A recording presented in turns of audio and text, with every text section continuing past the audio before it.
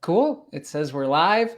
Awesome. So, welcome everybody for this week's conversation. I'm super excited to have an amazing guest, Cordelia.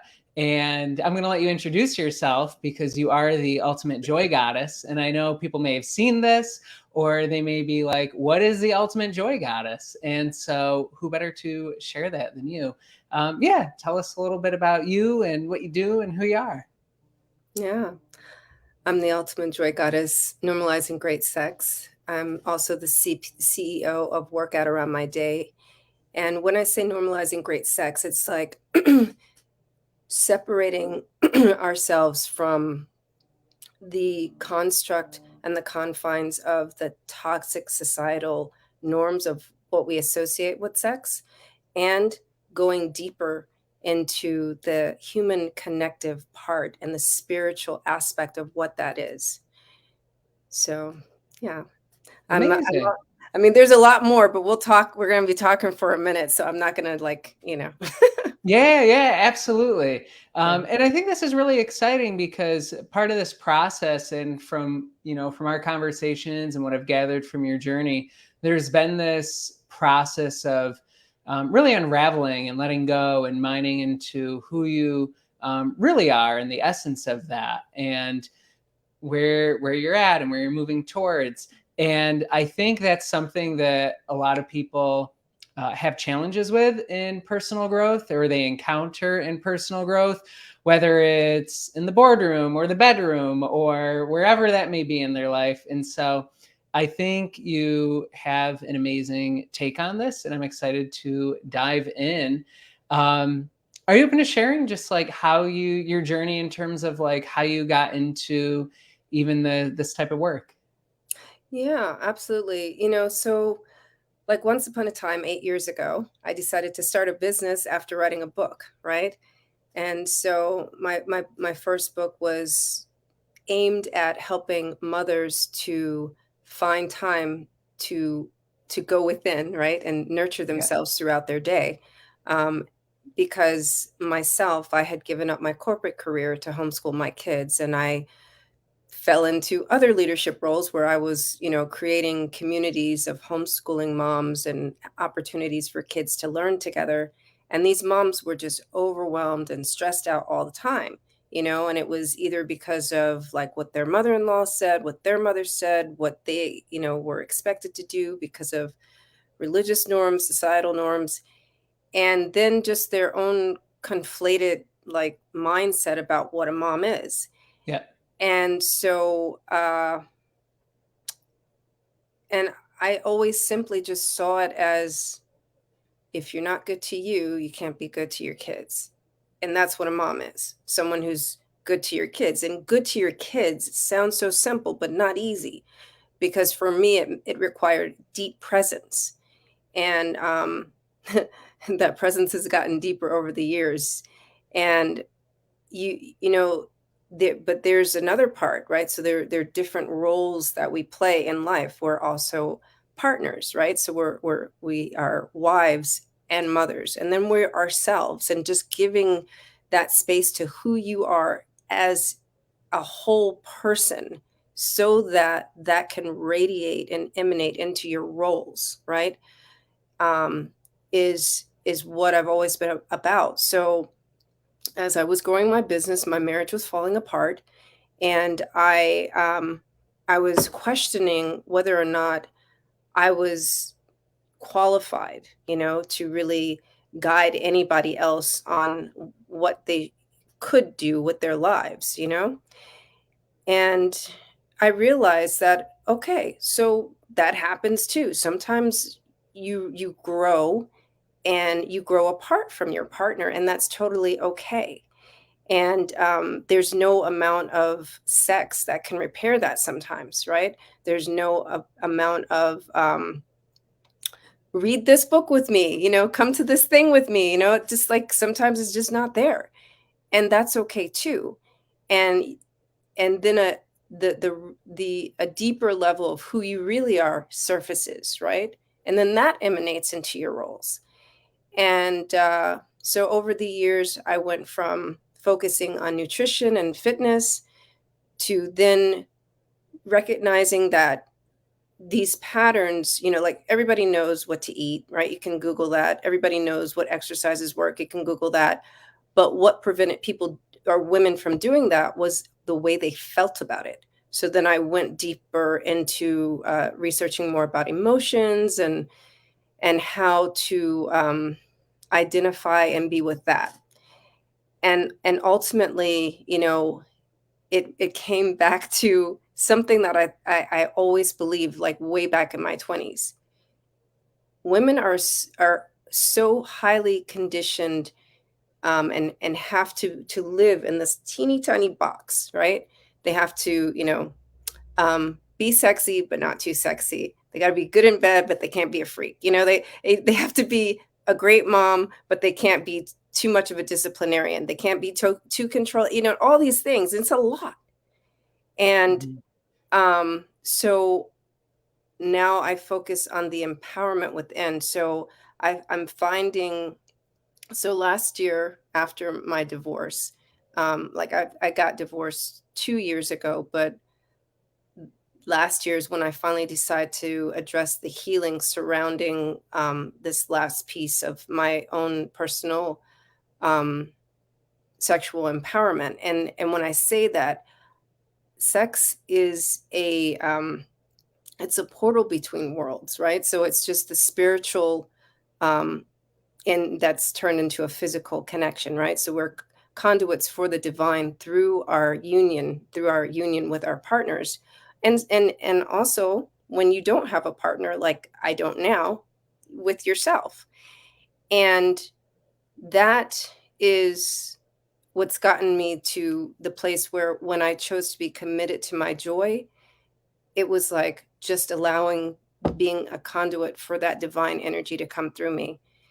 Is that clear, or did I just like Yeah, spiral? I think that's clear. I think I never know who's listening that they might be what's going on here? So I think it'll be good for me to kind of like recap that, right? Because essentially there's this journey, right? And as you were, sharing yours, and there was the element of the relationship and connection, and like sex isn't gonna, solve the relationship or growing apart from someone, which a lot of people, physical touch and that intimacy is how they know to be connected. What I really heard from you is this element where there were these societal ideas or cultural hypnosis around the way things are supposed to be, which we all have different conditionings. And so for yours, there was this element of really breaking through those and letting that energy in and really being with yourself helped you really focus and connect on joy and really tune into what it is that you want to, in a sense, break those societal barriers and that conditioning, because you're an individual and you want to express that individuality. Did I capture that right? That's accurate. I like that societal hypnosis. That's so accurate. Yeah, yeah. And I think we pick these, we pick these things up from parents and education and society. And sometimes it's just things that go unsaid, but we see, or we see it in shows, and we pick up what we know, right? It's that idea of who we surround ourselves with, that's who we become. And so whatever the environment might be, in a sense, we become those things because that's what's familiar. And I like to say everything's useful until it's not. And it sounds like, you reached a point in your development and growth where what you knew wasn't serving you. And that is, for lack of a better phrase, like your hero's journey, right? To be able to tap into those depths. And now you're in this place where you're actually taking your discoveries and helping serve others to move them through their journey. Is that right? Yes. Yeah.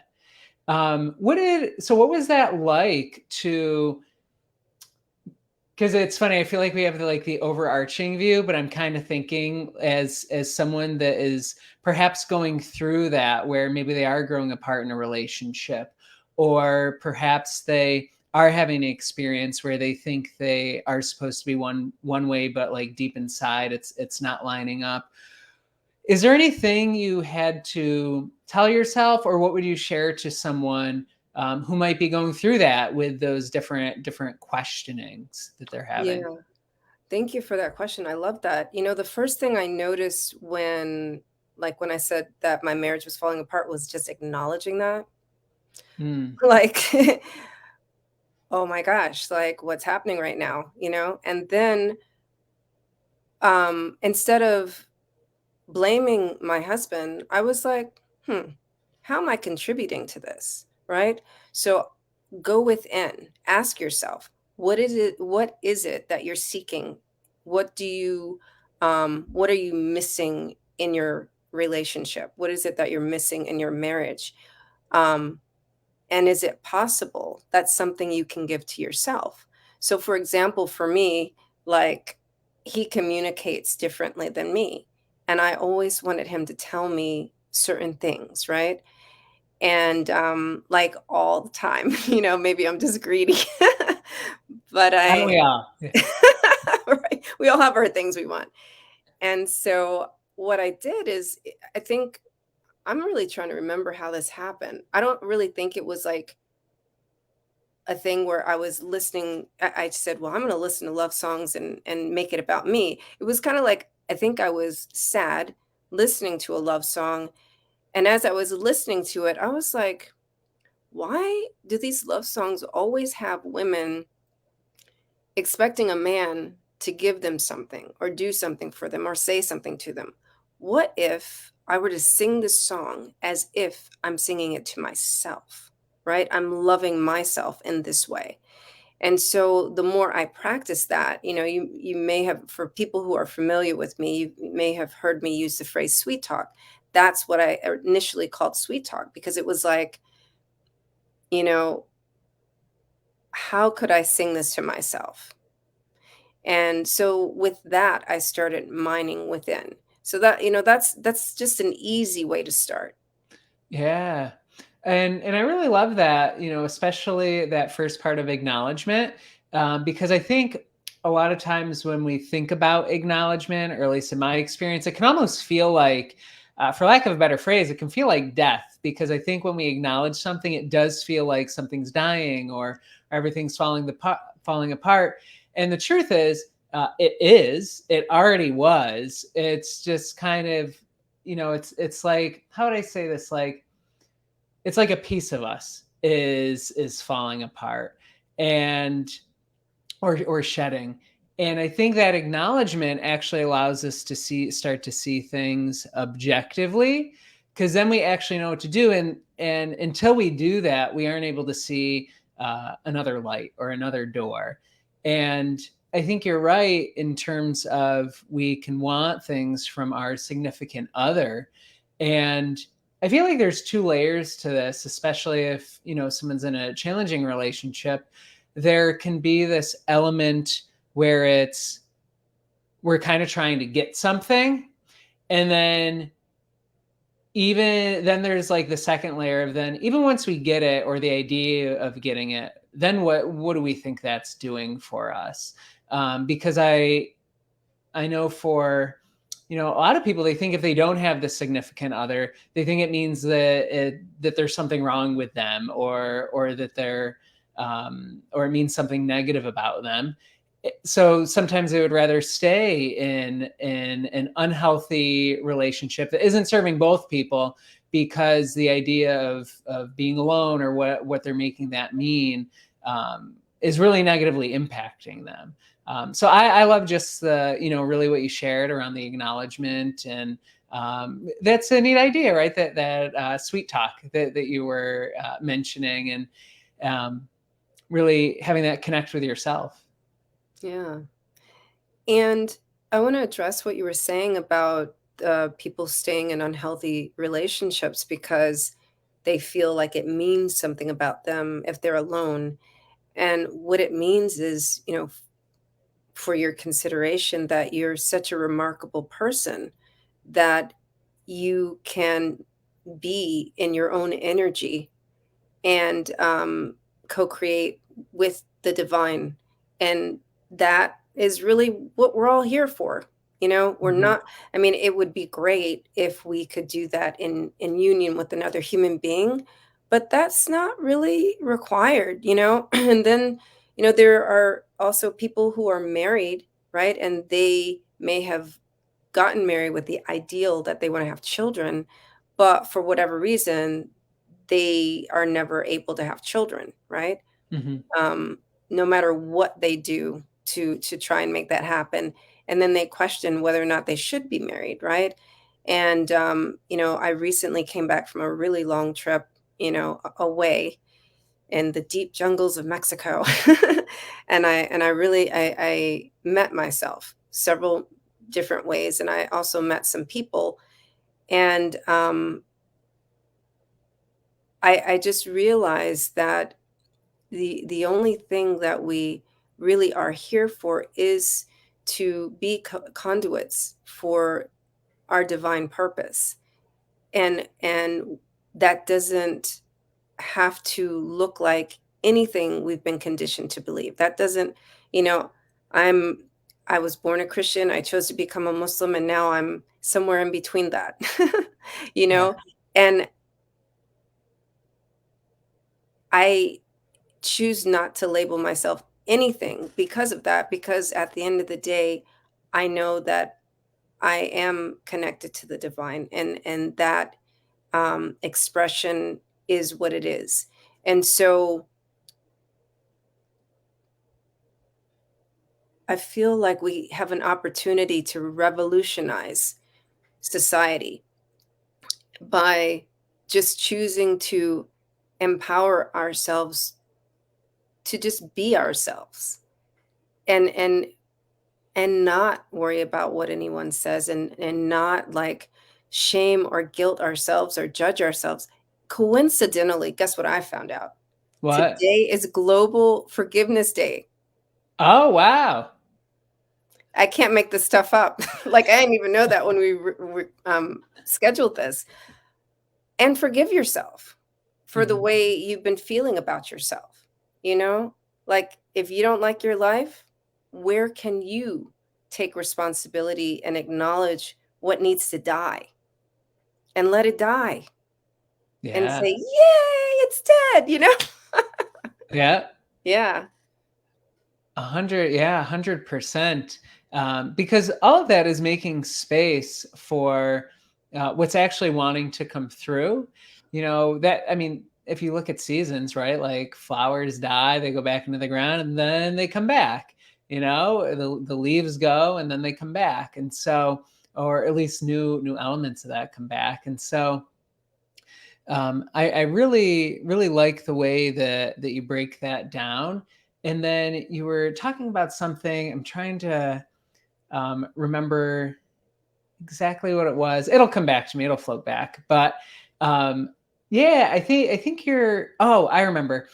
It was this element, right, where you said you were born a Christian and then became Muslim, and now you're, somewhere in between. And I think a lot of times we all can have a sense of what works for us. And I like how you said you're not labeling it, because the truth is, labels are usually only for other people. It's not like we're individually labeling everything, unless it's external. But with ourselves, I think we usually aren't. It's just seeing things as they are without having to put it in that particular box. And so I think that's the greatest, exploration. Um, because all of it is, it's not about it making sense to others, it's about it making sense to you Mhm. in the moment. Yeah. Yeah, and forgiving yourself for the labels. Hmm. Like, when I've gone through some labels. Yeah. Like, now the ultimate joy goddess, like, I've had a lot of interesting feedback in the months was it been about 8 months that I've been using that. And, the initial feedback was, "That's haram. Like, as a Muslim, you can't say that you're a goddess," right? Mm. And, then the next feedback was, "Oh, are you trying to prove that you're better at sex than everybody else?" You know what I mean? I'm like, "I No, but I am declaring and allowing the possibility for me to experience joy only always, because I don't want to be miserable, and I refuse to allow the things that I don't like in my life to swallow me whole. Mhm. And I'd much rather let those things die or go away from me. Yeah, absolutely. And I think it's always important to realize, right, that we're all creators. And so I think that's amazing, right? Because that's whether you found or created the term, that's like your North Star, right? Like that's where you always get to keep your eye, because the truth is there will always be things that are coming up, or we do shift our emotions in some particular way, or we do get affected by something.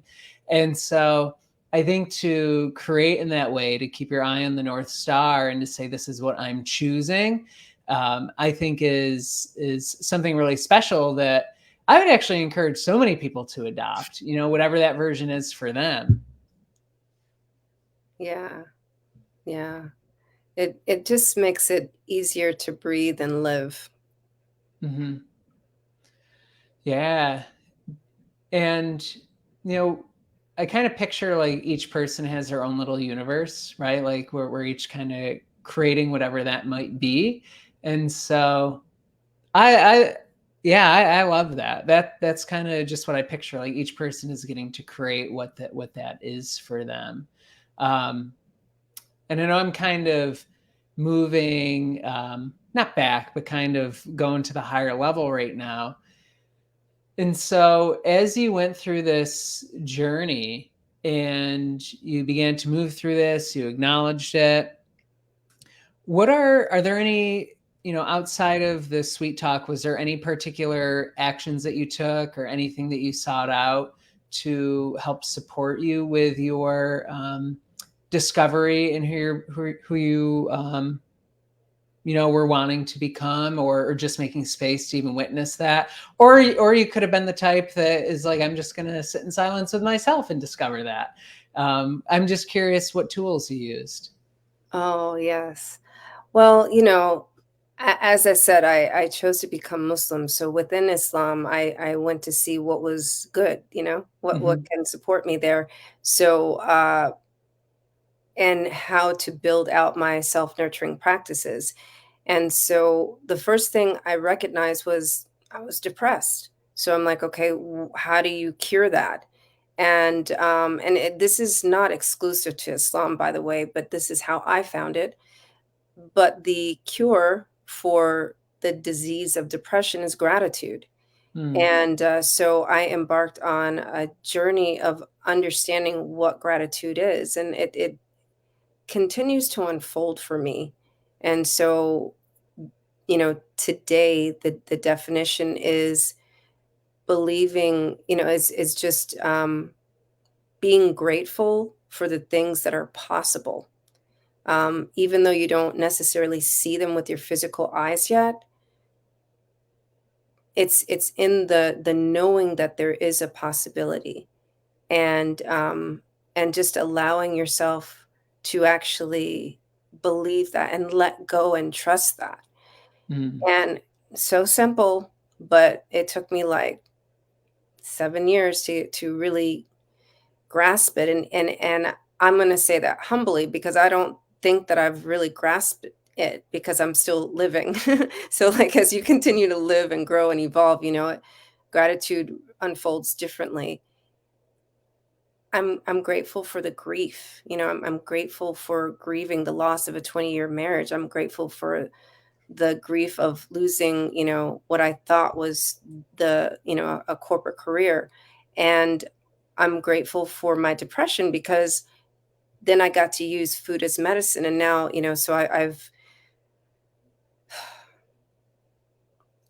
I've, yes, I read books, but I'm a little extra. So I got a certification in sports nutrition because 3 of my kids were travel soccer players, and whatever extra I learned about nutrition there, I I mixed it in with the food for medicine that I learned through Islamic traditional medicine. Then I got certified in holistic healing in the Islamic tradition. Then, of course, you can't just eat right. You got to move your body and stuff. So, I got a movement certification, and I'm now working on a Tantra certification. And you know what I mean? It's just like, Yeah. so there's so many tools that I have picked up over the years, and I've combined those and created two different processes, right? I realized that in that first level of acknowledgement and building out and creating my self-nurturing practices, that's called replenish me. And that's so foundational, right? Mhm. And that's just like releasing what's accepted and expected, restructuring built on my own values, and then, refreshing my inner circle, and then rebirthing as me. Now, the rebirth part is like, okay, so now I've rebirthed, now what? And so now the new process that takes you to the next level is the four mind alignment, where you're incorporating the being a conduit for the divine through your sexuality. And again, revisiting a higher level of relationship with food and your heart and your mind.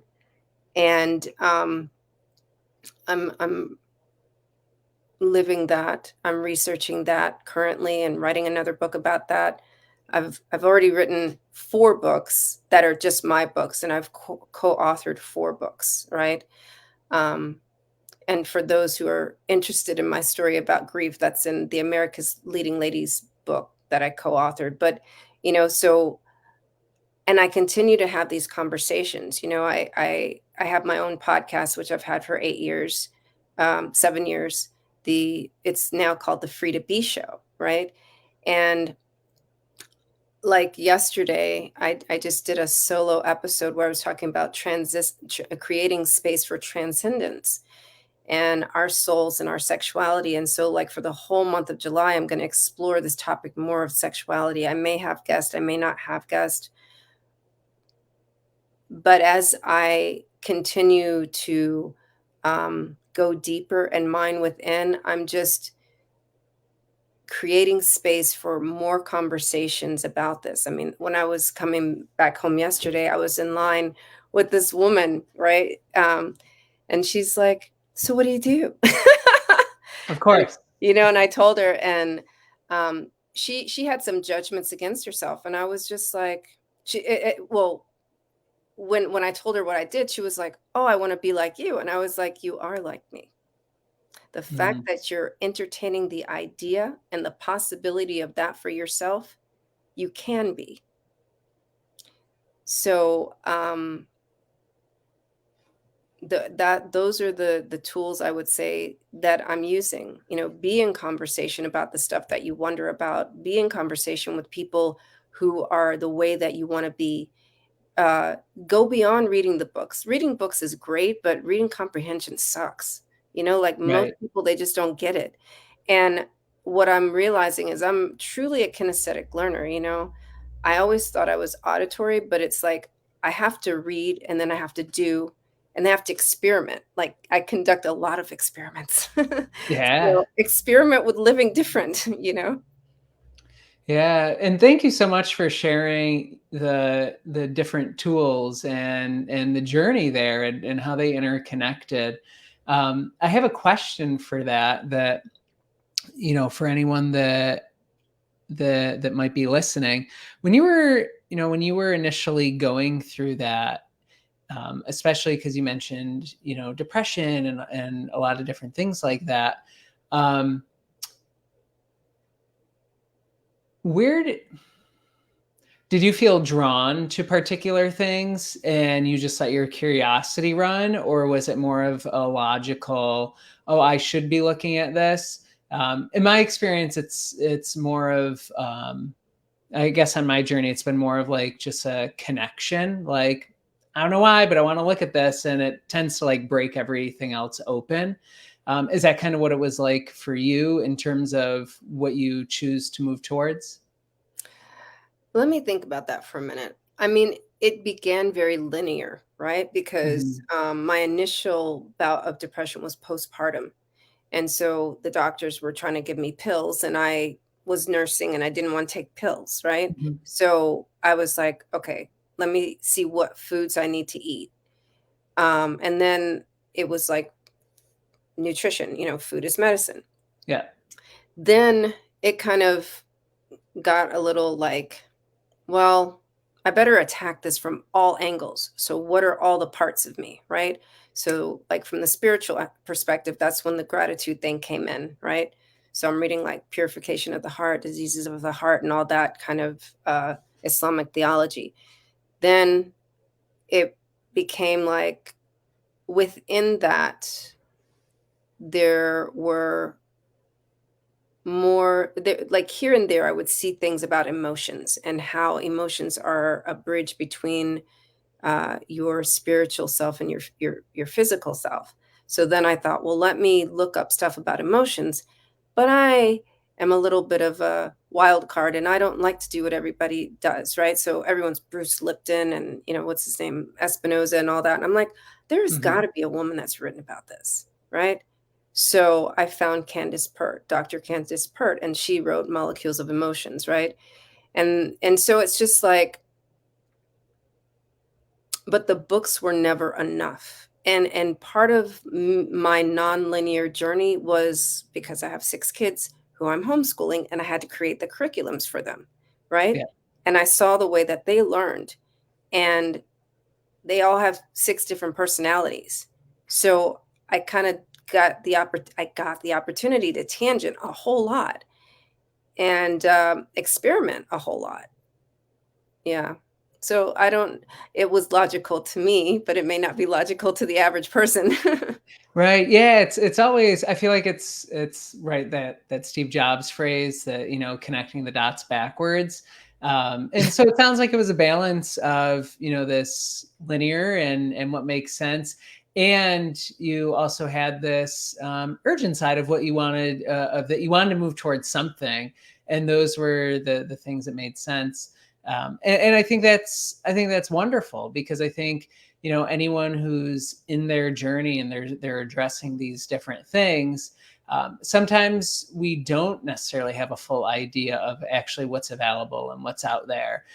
Even if we search it, it can feel overwhelming. And so I think just this idea, like you're talking about, to start where they're at, look at what makes sense, and also what catches their interest or their attention, could be really, really useful for them.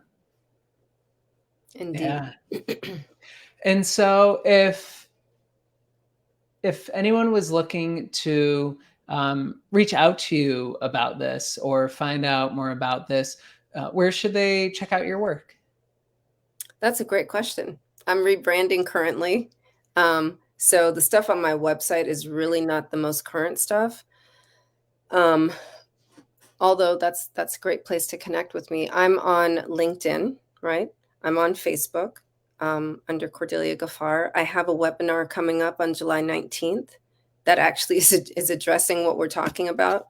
Um, I am, let's see, I can put that link down here for you if you would like.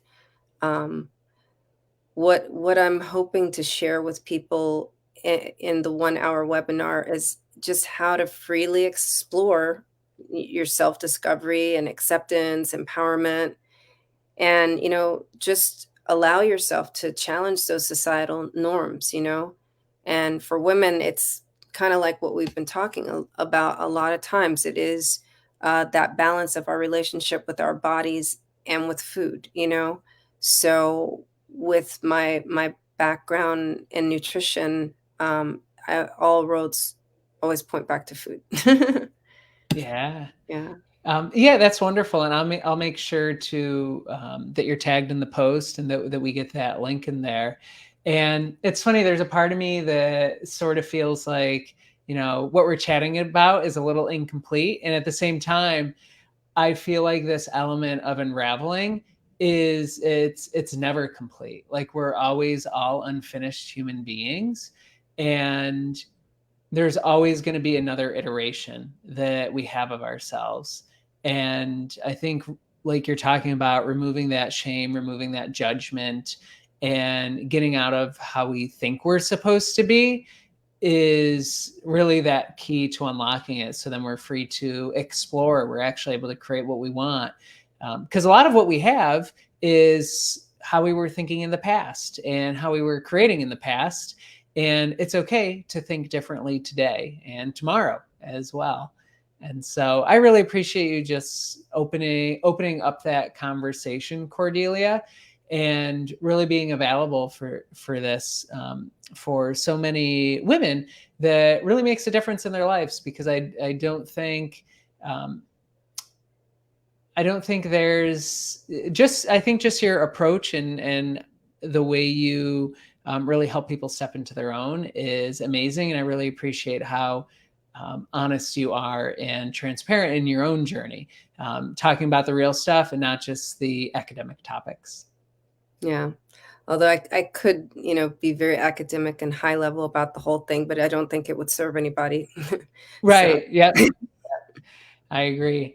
Perfect. Thank you. Thank you so much for, taking the time to come here. And for anyone that is interested in working with Cordelia, I'll make sure that I include her link for this. And if you're interested in more conversations like this, you can go to my website, jmwhiteman.com, and you'll find out more about what I do and more conversations like we had here.